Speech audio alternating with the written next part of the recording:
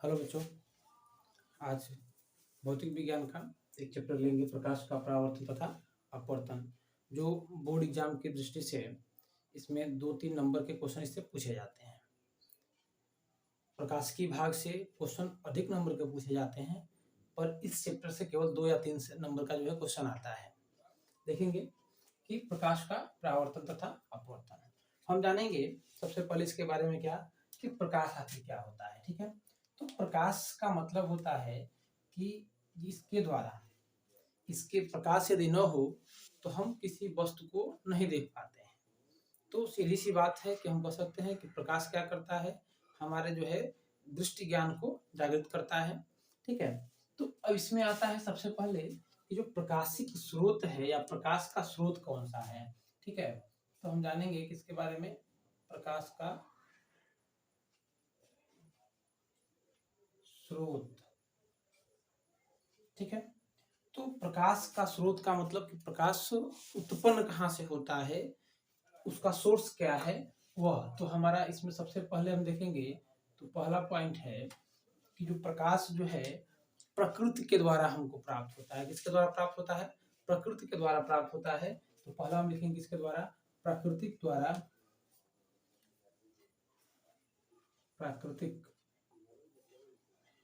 प्रकाश का पहला कौन सा स्रोत है, प्राकृतिक है। और प्राकृतिक के अंतर्गत कौन कौन सा आ जाएगा, जैसे में आ जाएगा सूर्य, सूर्य के बाद हो जाएगा हमारा क्या, तारा या तारे। ठीक है, ये हो जाएंगे हमारे प्राकृतिक स्रोत। और एक आता है दूसरा कृत्रिम, दूसरा क्या आता है, कृत्रिम स्रोत।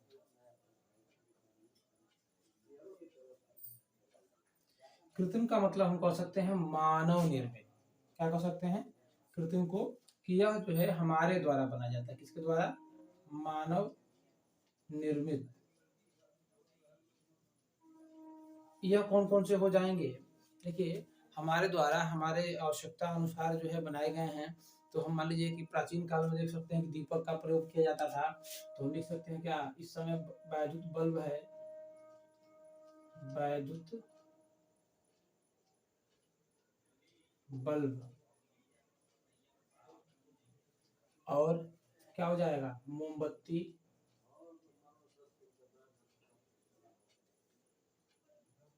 हम दीपक का भी इस्तेमाल कर सकते हैं यहाँ पे। ठीक है, हालांकि ये दोनों चीजें सेम हैं, इसलिए हम कह सकते हैं क्या है कि ये जो प्राकृतिक है वह क्या है, सूर्य और तारे हैं। और कृत्रिम स्रोत क्या है इसका, कि जो है कृत्रिम मतलब मानव निर्मित। मानव निर्मित का मतलब जो है जैसे वैद्युत बल्ब है, जो है मोमबत्ती है, दीपक है, ये इत्यादि, ये सब क्या है, यह जो है मानव निर्मित है। ठीक है, तो हमने जाना क्या, प्रकाशिक स्रोत। प्रकाश के बारे में जाना, प्रकाश क्या है, प्रकाश के द्वारा ही हम किसी वस्तु को क्या कर पाते हैं, देख पाते हैं। प्रकाश के द्वारा ही क्या करते हैं, किसी वस्तु को हम देख पाते हैं। प्रकाश के द्वारा ही किसी वस्तु को हम देख सकते हैं।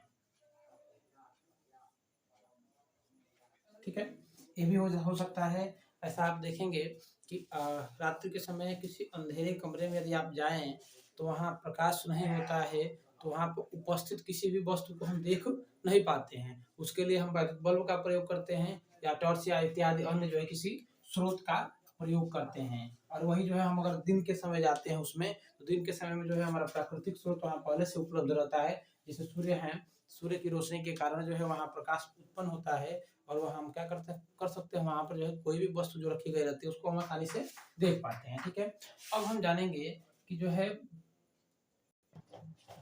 चलिए अब हम जानेंगे कि प्रकाश के कुछ गुण होते हैं। ठीक है, उन गुणों के बारे में। तो क्या है, सबसे पहले इसका गुण है कि प्रकाश क्या है, पहला पॉइंट है कि प्रकाश जो है सरल रेखा में चलता है, सरल रेखा में चलता है। और जो प्रकाश की किरणें हैं वो क्या होती हैं, आपस में समांतर चलती हैं। क्या चलती हैं, आपस में समांतर रहती हैं। आपस में क्या होती हैं, समांतर रहती हैं। ठीक है, प्रकाश सरल रेखा का मतलब सीधी रेखा में चलती हैं, और सीधी रेखा में चलने के साथ साथ कई अधिक प्रकाश पुंज के रूप में है। पुंज का रूप मतलब कह सकते हैं प्रकाश किरणों, जो प्रकाश की एक किरण नहीं कई किरणों का एक समूह हो तो उसमें प्रकाश पुंज कहते हैं। और ये प्रकाश पुंज के रूप में जब चलती हैं तो आपस में सभी किरणें क्या होती हैं, समांतर होती हैं। दूसरा पॉइंट है कि प्रकाश किसके रूप में चलता है, विद्युत चुंबकीय तरंगों के रूप में चलता है।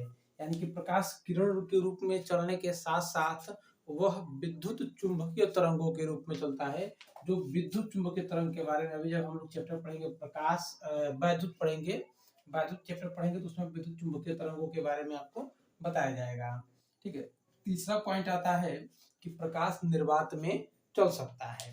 हम जानते हैं कि पृथ्वी और सूर्य के बीच में एक निर्वात है, स्पेस जिसको कहा जाता है। वहां पे जो अगर प्रकाश नहीं चल पाता तो सूर्य से पृथ्वी को प्रकाश आता नहीं। इसके लिए यानी कि प्रकाश क्या होता है, निर्वात में भी गमन करता है, यानी निर्वात में भी चल सकता है। इसलिए प्रकाश सूर्य से हमारे पृथ्वी पर आता है। और निर्वात में जो प्रकाश की चाल होती है, निर्वात में प्रकाश की चाल 3×10⁸ मीटर पर सेकेंड होती है। क्या होती है, 3×10⁸ मीटर पर सेकेंड होती है क्या, प्रकाश की चाल। निर्वात में भी यही होती है। निर्वात और वायु भी हम कह सकते हैं, वायु अथवा निर्वात में प्रकाश की चाल क्या होती है, 3×10⁸ मीटर पर सेकेंड होती है। और चौथा पॉइंट क्या है हमारा कि प्रकाश पारदर्शी माध्यम में, पारदर्शी माध्यम का मतलब कि देखिए प्रकाश के गमन क्षमता के आधार पर, प्रकाश के गमन क्षमता के आधार पर माध्यम को 3 भागों में बांटा गया है। माध्यम कितने भागों में बटे गए हैं, 3 माध्यम में। पहला माध्यम होता है पारदर्शी, दूसरा होता है अपारदर्शी, अपारदर्शी, और तीसरा होता है जो है अल्प पारदर्शी, अल्प पारदर्शी, या इसी को पारभाषक भी बोलते हैं। ठीक है। तो जो पारदर्शी है, पारदर्शी का मतलब जिसमें प्रकाश की किरणों का जो है लगभग संपूर्ण भाग जो है आर पार गमन कर पाता है। आर पार गमन करने का मतलब आर पार चला जा सके, उसे हम कहते हैं पारदर्शी माध्यम।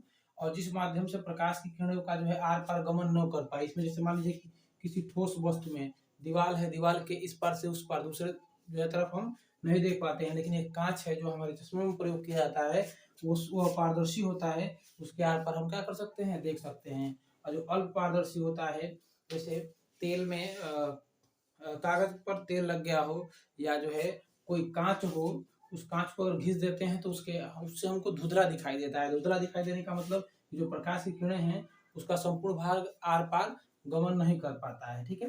तो जो पारदर्शी माध्यम है, तो पारदर्शी माध्यम से प्रकाश का क्या होता है, गमन करता है।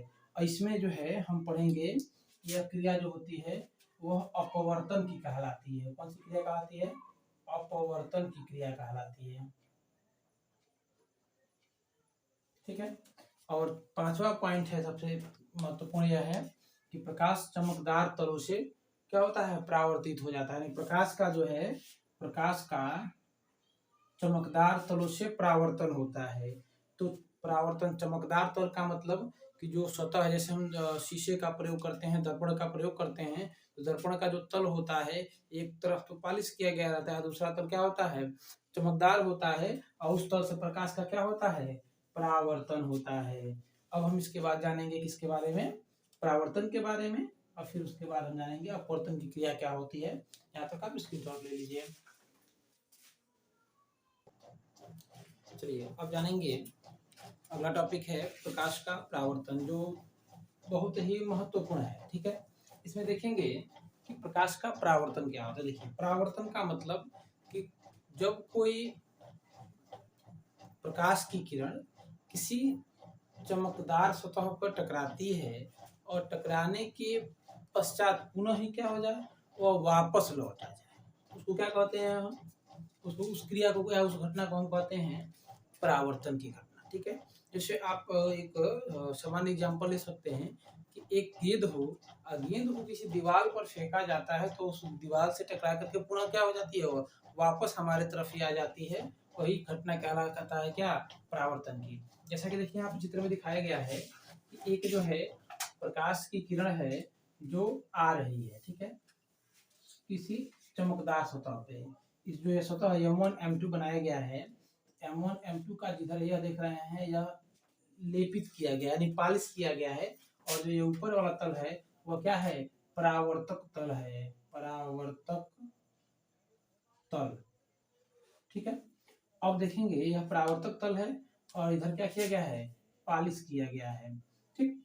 तो अब इस पर जब कोई प्रकाश की किरण जो है इस चमकदार सतह पर पड़ती है तो पड़ने के पश्चात वह क्या होती है, अपने ही माध्यम में एक नए रास्ते से क्या होती है, वापस लौट जाती है। उस क्रिया को हम क्या कहते हैं, प्रकाश का परावर्तन। आप देखेंगे कि जब प्रकाश किसी एक माध्यम से चल करके किसी दूसरे या किसी चमकदार तल से क्या होती है, टकराती है, और टकराने के पश्चात क्या हो जाती है, वह अपने ही माध्यम में एक नए मार्ग पर यानी कि एक नए रास्ते पर क्या हो जाती है, वापस लौट आती है। परावर्तन की इस घटना को क्या कहते हैं, परावर्तन कहते हैं। अब देखिए होता क्या है कि इस क्रिया जो आती हुई किरण है उसको हम क्या कहते हैं, आपतित किरण, यानी जो आने वाली किरण है उसको क्या कहते हैं, आपतित किरण। और जो है इस चमकदार सतह से टकराने के बाद वापस जा रही है, जो इस जो है सतह से टकराने के पश्चात वापस जा रही है उसको हम क्या कहेंगे, परावर्तित किरण कहते हैं। और यहाँ आप देखेंगे तो एक अभिलंब खींचा गया है जो आपतन बिंदु पर खींचा गया है। मानते हैं कि यह कोई प्रकाश की किरण हो ए, जहाँ से स्टार्ट हो रही हो, और यह बिंदु हो ओ, और ये जाने वाली किरण जो हो वह क्या हो, बी हो, ठीक है। ए, ओ और बी दिखाया गया है, ठीक है। और यह अभिलंब है तो इसके बीच जो है इसको हम कह सकते हैं एन और ओ। तो अब इसमें आता है कि परावर्तन के नियम आते हैं। किसके नियम आते हैं, परावर्तन के नियम, ठीक है। परावर्तन के दो नियम होते हैं। परावर्तन के कितने नियम होते हैं, दो नियम होते हैं। एक नियम होता है कि जो है आपतन कोण और परावर्तन कोण दोनों क्या होते हैं, आपस में बराबर होते हैं। पहला नियम क्या होता है कि आपतन कोण और परावर्तन कोण बराबर होता है। और एक और होता है कि आपतित किरण, परावर्तित किरण और आपतन बिंदु पर खींचा गया अभिलंब क्या होता है, तीनों एक ही तल में होते हैं। जैसा कि आप यहाँ देखेंगे कि यह है आपतित किरण, आने वाली किरण, और इसी बिंदु से परावर्तित किरण है OB, और आपतन बिंदु पर खींचा गया अभिलंब NO क्या होते हैं, तीनों आपस में, तीनों एक ही तल पे होते हैं। लिख सकते हैं क्या पहला हम कि आपतित किरण,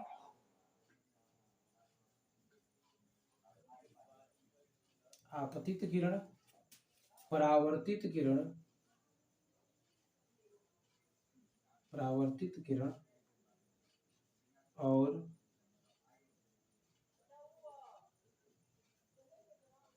आपतन बिंदु पर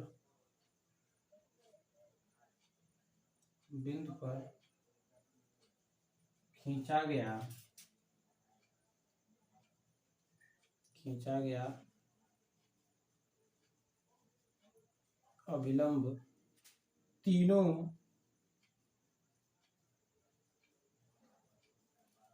एक ही तल में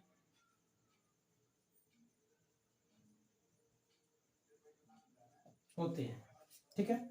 क्या है कि आपतित किरण यानी कि आने वाली किरण, परावर्तित किरण मतलब जाने वाली किरण, और जो आपतित किरण जहां आके मिल रही है उसको कहते हैं आपतन बिंदु O, वहां से खींचा गया अभिलंब, ये तीनों क्या होते हैं, एक ही तल में होते हैं। एक ही तल में कहने का तात्पर्य क्या है कि ये तीनों चीजें, तीनों जो है किरणें दिखाई, तीनों या जो AB, AO, OB और NO दिखाई दे रहा है, ये तीनों के तीनों कहाँ है, हमारे ब्लैक बोर्ड पे या व्हाइट बोर्ड पे ही है, जिस सतह पर हम बनाते हैं AO, OB और NO, यह तीनों जो है हमारे एक ही सतह में होते हैं। क्या होते हैं? एक ही सतह में होते हैं, एक ही सतह में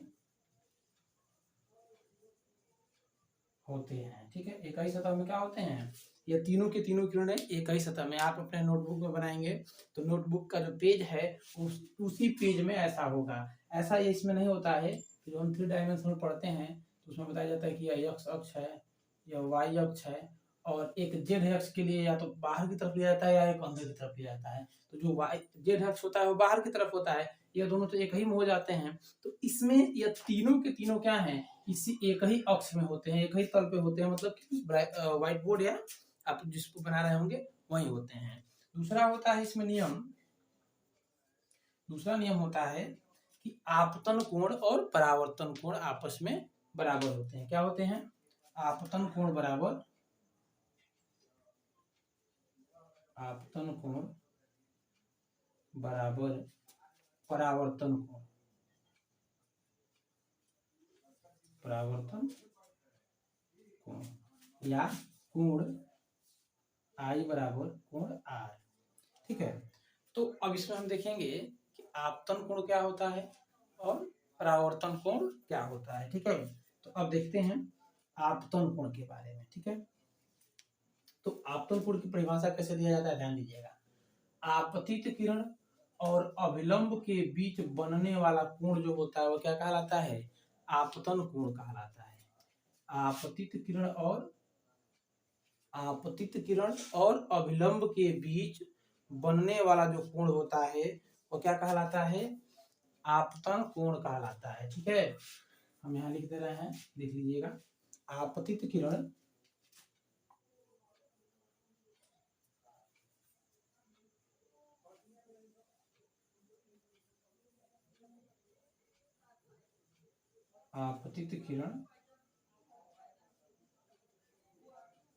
और अभिलंब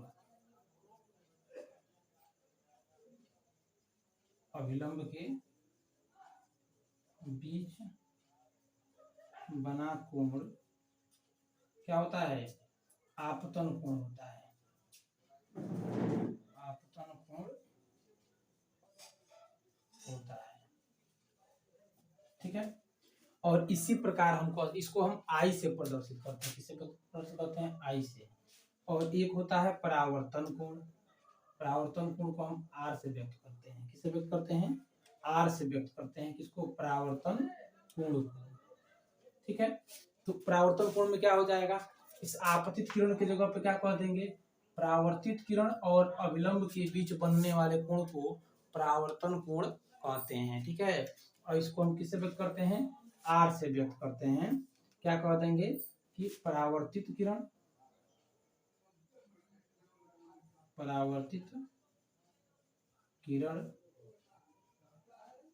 और अभिलंब के बीच